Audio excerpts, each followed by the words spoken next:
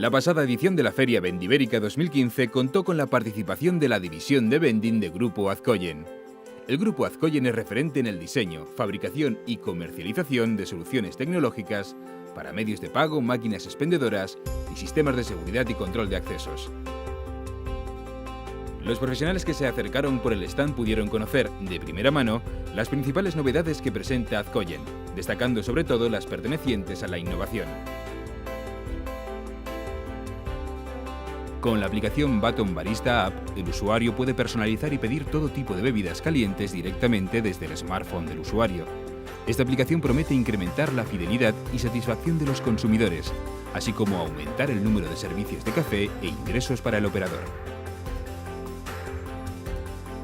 Con la colaboración de Icon Multimedia y la tecnología de Intel, Azcoyen Vending presentó también Novara 2.0, una máquina de vending inteligente, accesible y fácil de gestionar. Con el objetivo de mejorar la rentabilidad y aumentar las ventas de la máquina, la plataforma está diseñada para gestionar contenidos con distintos niveles de funcionalidad.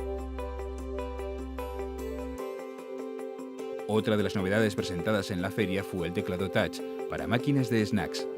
Este teclado con tecnología Touch y con una botonera de 7 pulgadas está retroiluminado y dota a las máquinas de una estética mucho más atractiva.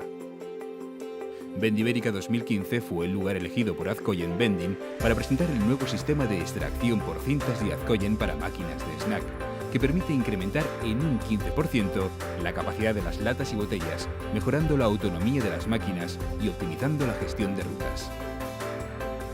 Azcoyen, que sigue apostando fuertemente por la innovación, siempre está en el lugar adecuado en el momento oportuno.